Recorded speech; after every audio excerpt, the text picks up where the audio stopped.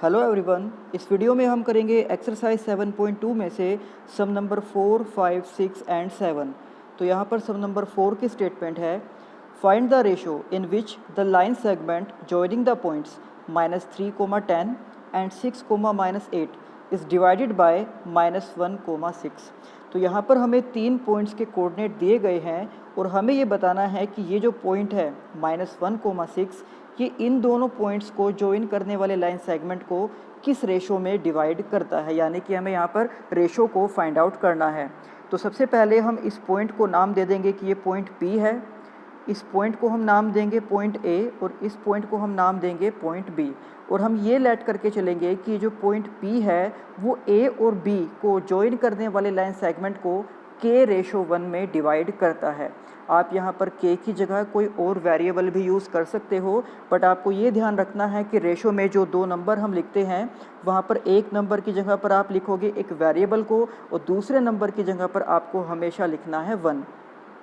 तो इस तरह से हमने यहाँ पर लेट कर लिया है कि जो पॉइंट P है वो AB को डिवाइड करता है K/1 में। तो हमने यहाँ पर AB एक लाइन सेगमेंट ड्रॉ किया है जहाँ पर हमने A पॉइंट के कोऑर्डिनेट्स को, B पॉइंट के कोऑर्डिनेट्स को और साथ में P पॉइंट के कोऑर्डिनेट्स को लिख दिया है।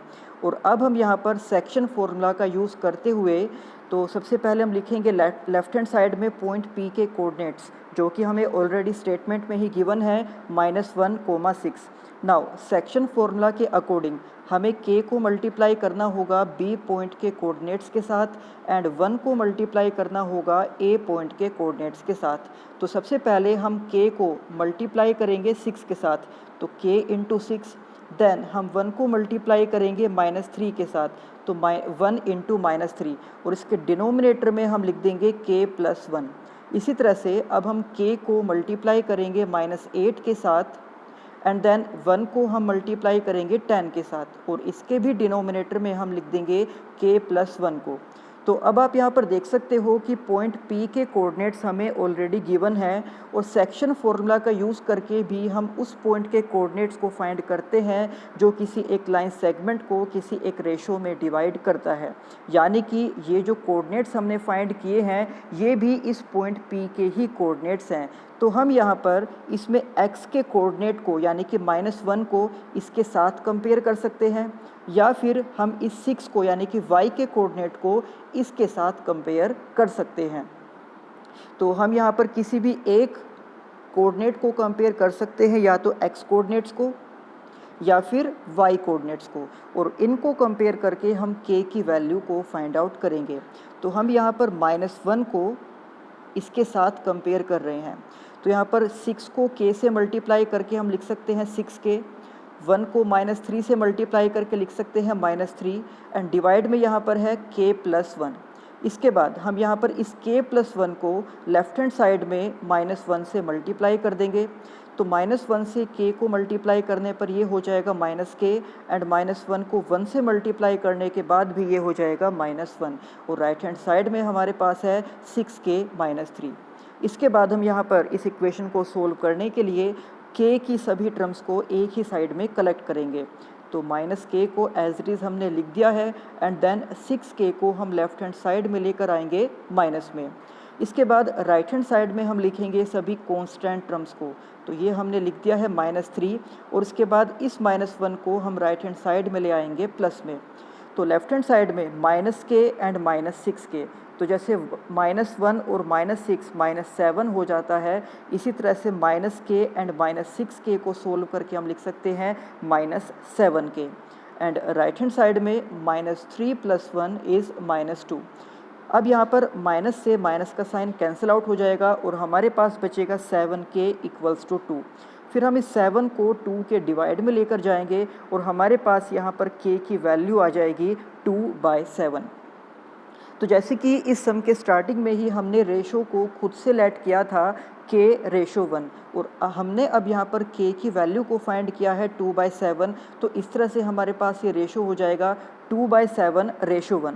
बट क्योंकि यहाँ पर ये एक नंबर फ्रैक्शन में है तो इसको इंटीजर में कन्वर्ट करने के लिए हम यहाँ पर 7 को इस 1 से मल्टीप्लाई कर देंगे। तो इस तरह से हम ये कह सकते हैं कि वो जो पॉइंट P है वो उस लाइन सेगमेंट AB को 2/7 में डिवाइड करता है।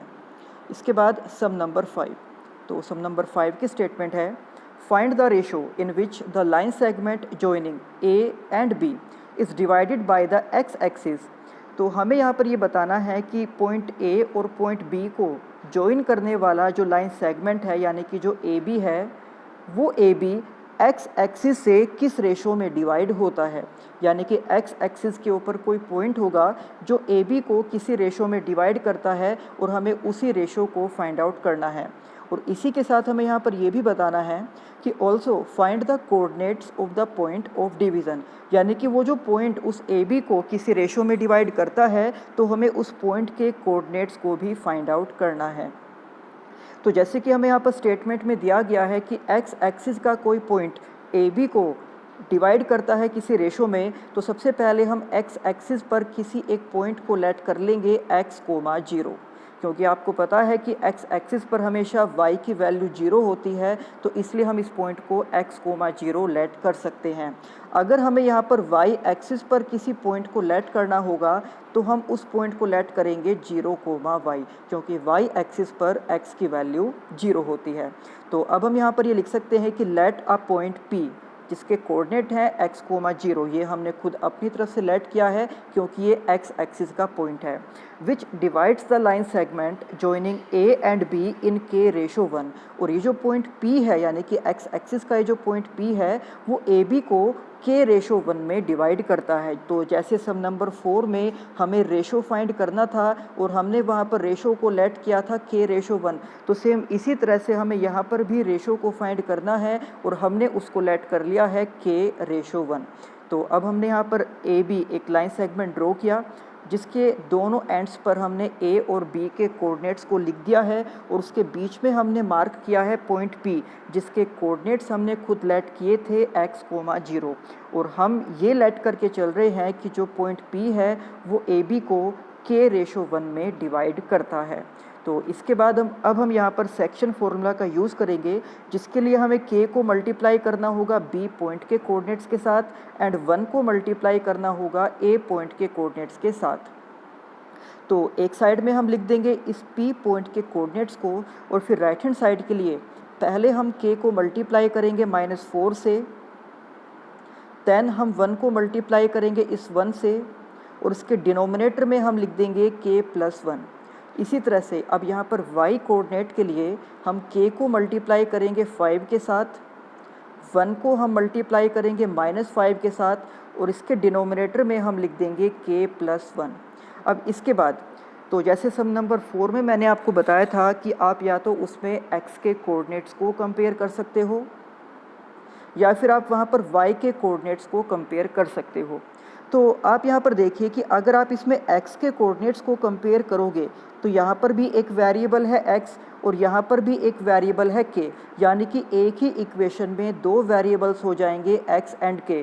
तो एक ही इक्वेशन से उन दोनों वेरिएबल की वैल्यू को फाइंड आउट करना पॉसिबल नहीं होगा, तो इसलिए यहाँ पर ये कंपलसरी है कि हम इसमें y के कोऑर्डिनेट्स को कंपेयर करें, क्योंकि आप देख सकते हो कि यहाँ पर एक कॉन्स्टेंट टर्म है और यहाँ पर एक वेरिएबल है k और एक इक्वेशन से एक वेरिएबल की वैल्यू फाइंड करना ईजी होता है। तो लेफ्ट हैंड साइड में हमने लिख दिया इस 0 को और राइट हैंड साइड के लिए k × 5 यानी कि 5k एंड 1 × -5 यानी कि -5 एंड डिवाइड में हम लिख देंगे k+1 को। इसके बाद जब हम इस k+1 को लेफ्ट हैंड साइड में 0 के साथ मल्टीप्लाई करेंगे तो इसकी वैल्यू हो जाएगी 0 और राइट हैंड साइड में हमारे पास रहेगा 5k - 5। इसके बाद हम इस 5k को लेफ्ट हैंड साइड में ले आएंगे माइनस में, तो यहाँ पर माइनस से माइनस का साइन रिमूव हो जाएगा। देन हम 5 को इस 5 के डिवाइड में लेकर जाएंगे तो 5 से 5 को डिवाइड करने पर हमारे पास आ जाएगा 1। तो इस तरह से k की वैल्यू हमारे पास 1 आ गई है और हमने यहाँ पर रेशो को लेट किया था k रेशो 1। अब यहाँ k की वैल्यू को जब हम 1 पुट कर देंगे तो इस तरह से हम कह सकते हैं कि x एक्सिस के ऊपर वो जो पॉइंट था उसने AB को 1:1 में डिवाइड किया है। तो अब इसके बाद हमें उस पॉइंट के कोऑर्डिनेट्स यानी कि जो x, 0 के कोऑर्डिनेट्स को भी फाइंड आउट करना है। तो अब हमें k की वैल्यू पता लग गई है कि k की वैल्यू है 1। तो अब हम यहाँ पर x के कोऑर्डिनेट्स को कंपेयर करेंगे। तो यहाँ पर एक वेरिएबल है x और यहाँ पर एक वेरिएबल है k, बट k की वैल्यू हमें पता है जिसका यूज़ करके अब हम इस x को फाइंड आउट कर सकते हैं। तो अब यहाँ पर जब हमने x के कोऑर्डिनेट्स को कंपेयर किया तो हम x के राइट हैंड साइड में लिखेंगे -4k+1 डिवाइड बाय k+1। तो आप एक बार यहाँ पर देखिए कि अगर आप k को मल्टीप्लाई करते हो -4 से तो ये हो जाएगा -4k, 1 को मल्टीप्लाई करते हो 1 से तो +1 एंड डिवाइड में यहाँ पर है k+1। तो इसलिए हम यहाँ पर इस x को इसके इक्वल में लिख सकते हैं, जो हमने यहाँ पर इस स्टेप में लिख दिया है। तो अब जैसे कि हमें पता है कि k की वैल्यू 1 है तो हम इस इक्वेशन में पुट कर देंगे k = 1। तो ये x एज इट इज़ और राइट हैंड साइड में जहाँ पर k लिखा हुआ है वहाँ पर हमने उसको पुट कर दिया है 1। अब इसके बाद जब हम इसको सोल्व करेंगे तो -4 × 1 इज़ -4 एंड डिवाइड में जो 1 + 1 है वो बन जाएगा 2। अब इसके बाद -4 + 1 यानी कि -3 एंड डिवाइड में है 2। तो आपको पता है कि उस पॉइंट के जो कोऑर्डिनेट हैं वो हमने लेट किए थे x, 0 और अभी हमने x की वैल्यू फाइंड की है -3/2। तो इस तरह से हम ये कह सकते हैं कि वो जो x एक्सिस पर पॉइंट हमने लेट किया था उसके कोऑर्डिनेट्स हैं -3/2, 0, जो लाइन सेगमेंट AB को 1:1 में डिवाइड करता है। इसके बाद सम नंबर 6। तो सम नंबर 6 की स्टेटमेंट है, if 1, 2, 4y, x, 6 and 3, 5 are the vertices of a parallelogram taken in order, find x and y। तो आप देख सकते हो कि यहाँ पर आपको 4 पॉइंट के कोऑर्डिनेट्स दिए गए हैं और हमें ये कहा गया है कि ये चारों पॉइंट्स एक पैरेललोग्राम के वर्टिसेस हैं। तो इसका यूज़ करके हमें यहाँ पर y एंड x की वैल्यू को फाइंड आउट करना है। तो आप देख सकते हो कि यहाँ पर हमने एक पैरेललोग्राम ड्रॉ किया है जिसको हमने नाम दिया है ABCD, और यहाँ पर उन चारों पॉइंट्स को जिनके कोऑर्डिनेट्स हमें दिए गए थे हमने उनको लिख दिया है। तो सबसे पहले है 1, 2, देन सेकंड नंबर पे है 4, y, थर्ड में है x, 6 एंड फोर्थ है 3, 5। और पैरेललोग्राम की एक प्रॉपर्टी होती है कि उसके डायगोनल्स एक दूसरे को बाइसेक्ट करते हैं, यानी कि जब हम AC को ड्रॉ करेंगे और BD को ड्रॉ करेंगे तो AC और BD इस पैरेललोग्राम के डायगोनल्स हैं जो एक दूसरे को बाइसेक्ट कर रहे हैं, यानी कि इक्वल पार्ट्स में डिवाइड कर रहे हैं। तो इसका मतलब ये हो जाएगा कि जो पॉइंट O है वो AC का भी मिड पॉइंट है एंड ये पॉइंट O इस BD का भी मिड पॉइंट है। तो सबसे पहले हम यहाँ पर लिखेंगे कि O is mid point of AC, और मिड पॉइंट का फॉर्मूला हम यहाँ पर यूज़ करेंगे जो होता है x1 + x2/2, y1 + y2 divide by 2। तो इस फॉर्मूले को हम यूज़ करेंगे पॉइंट A एंड C के लिए। यहाँ पर A के कोऑर्डिनेट हैं 1, 2 और C के कोऑर्डिनेट हैं x, 6। तो सबसे पहले 1 + x divide by 2, then 2 + 6 divide by 2, और ये हमने फाइंड किए हैं पॉइंट O के कोऑर्डिनेट्स। अब इसी तरह से जो पॉइंट O है वो इस BD का भी मिड पॉइंट है, यानी कि अगेन हम यहाँ पर मिड पॉइंट फॉर्मूला को यूज़ कर सकते हैं। तो अब हम ये लिख सकते हैं कि O = 4 + 3 divide by 2 and then y + 5 divide by 2। तो इस तरह से भी हम उस O पॉइंट के कोऑर्डिनेट्स को फाइंड आउट कर सकते हैं, जो अब हमने यहाँ पर इस अगले स्टेप में इस तरह से लिख दिया है। तो ये कोऑर्डिनेट भी x पॉइंट के ही हैं एंड ये कोऑर्डिनेट्स भी x पॉइंट के ही हैं। तो यहाँ पर हम इन दोनों में x कोऑर्डिनेट को कंपेयर करेंगे और इन दोनों के y कोऑर्डिनेट्स को भी कंपेयर करेंगे। तो सबसे पहले हमने यहाँ पर लिख दिया है कि 1 + x/2 = 4 + 3 यानी कि 7/2। अब जब हम इसको सोल्व करेंगे तो यहाँ पर 2 से 2 कैंसिल आउट हो जाएगा और हमारे पास बचेगा 1 + x = 7। अब हम इस 1 को राइट हैंड साइड में लेकर जाएंगे माइनस में, तो 7 - 1 यानी कि 6। तो इस तरह से हमारे पास x की वैल्यू आ गई है। अब इसके बाद हम यहाँ पर कंपेयर करेंगे y पॉइंट के कोऑर्डिनेट्स को, तो जिसके लिए हम लिख सकते हैं 2 + 6 यानी कि 8/2 and equals to y + 5 divide by 2। और जब हम इसको सोल्व करेंगे तो यहाँ पर भी 2 से 2 कैंसिल आउट हो जाएगा और हमारे पास बचेगा 8 equals to y plus 5। Then हम इस 5 को लेफ्ट हैंड साइड में लेकर आएंगे माइनस में, तो 8 माइनस 5 यानी कि 3। तो इस तरह से हम ये कह सकते हैं कि यहाँ पर x की वैल्यू 6 है और y की वैल्यू 3 है और इस सम में इन्हीं दो वेरिएबल्स की वैल्यू को हमें फाइंड आउट करना था। इसके बाद सम नंबर 7। तो यहाँ पर सम नंबर 7 की स्टेटमेंट है find the coordinates of a point A. तो एक पॉइंट ए के कोऑर्डिनेट्स हमें फाइंड आउट करने हैं, जबकि हमें ये दिया गया है कि where A B is the diameter of a circle whose centre is 2, -3 and B is 1, 4। तो हमें यहाँ पर ये कहा गया है कि ए बी एक सर्कल का डायमीटर है, जिसमें से ए पॉइंट के कोऑर्डिनेट्स को हमें फाइंड आउट करना है और बी पॉइंट के कोऑर्डिनेट्स हमें दिए गए हैं और इसी के साथ में हमें उस सर्कल के सेंटर के कोऑर्डिनेट्स भी दिए गए हैं।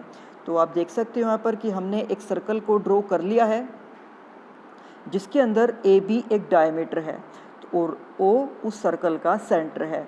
तो हमें सेंटर के कोऑर्डिनेट्स दिए गए थे 2, -3, बी पॉइंट के कोऑर्डिनेट्स भी दिए गए थे 1, 4 और ए पॉइंट के कोऑर्डिनेट्स जो हमें यहाँ पर फाइंड आउट करने हैं, तो हम ये खुद से लेट कर सकते हैं let A is x, y, यानी कि उस ए पॉइंट के कोऑर्डिनेट्स को हमने खुद से लेट कर लिया है वेरिएबल्स की फॉर्म में x, y।